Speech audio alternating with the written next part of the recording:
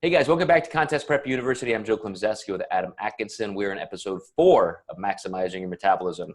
And Adam, as promised at the end of the last episode, let's turn toward total daily energy expenditure. So kind of coming back a little bit to the first 2 episodes, but we left off talking about how a lot of people are chasing these numbers. They want to eat the most possible. They think that's going to help them. They think they have to have a certain amount of calories to stay anabolic, or at least to ward off metabolic adaptation. So again, it's not the number, it's your genetic potential. And when you look at total daily energy expenditure, this is what really can waver.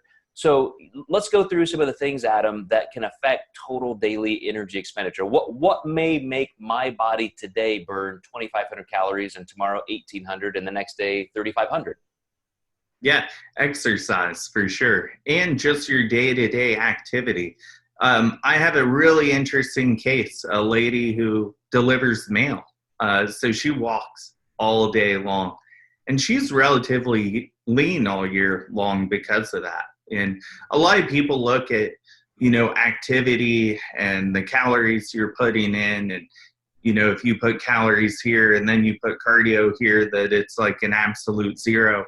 But there's also some other things that happen. You can get some added insulin sensitivity, keeping those tissues really insulin sensitive. This is actually something I like to do when I move clients upward in the off season, is maybe actually keep them a little more active if time allows, so they can move upward quicker with food. So we can't just think in terms of calories. We have to think of all the metabolic processes behind that and just the benefits and nutrient partitioning with that as well.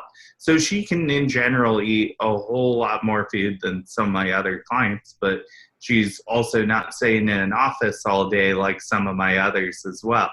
And, in episodes coming up in the series, we're going to talk about non-exercise adaptive thermogenesis or activity thermogenesis and things like that. So for this one, I want to really focus on what you said earlier about objectivity and really getting to know your body, especially with those different contexts, because I know, for example, if I'm going to be on a plane for 6 or 8 hours, or maybe, sitting in airports for a total of 12 hours in a day, that's far different than being in my office at a standing computer station, running around, pacing around, doing circles when I'm on the phone. Totally different vibe in terms of what my body energy demands are, but also the dietary habits. I just talked to a client who said, gosh, I did have kind of a different weekend. I traveled and this, and here's what my weight has done. I wonder if just having different foods, different schedule, etc., has anything to do with that. And it's like, yeah, obviously all those things have a lot to do with it.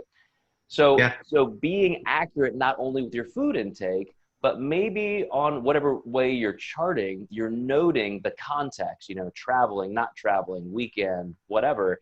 And you can start to pick up some of those trends and understand your context-specific metabolism a little bit more. Yeah, food quality can change when people travel too, and it's kind of always a battle on if that measure's accurate or not. You could eat less, you could eat more. Sodium values could change. I see that a lot. A lot of people think the food they ate out, it was just the sodium, but it's actually the fats just typically aren't accurate in that meal as much as people would like to believe. Mm-hmm. And one last thing that really goes into total daily energy expenditure, you mentioned the phrase, hey, when I was younger, this is how I could eat. I would say even just body size is probably one of the biggest shifts. So I'm around 180 pounds right now, and my daily intake is around 2,500 calories. That's what maintains me. If I was 160 pounds, I would probably only be able to eat about 2,200 calories. And I have 25 years of charting to show that. And so, it's another thing to understand is where you are can, weight-wise can impact how much lean body mass you have and just how many calories it takes your body to do normal daily functions because of your weight. Yeah, absolutely. And all those things down-regulate as you get lighter. Absolutely.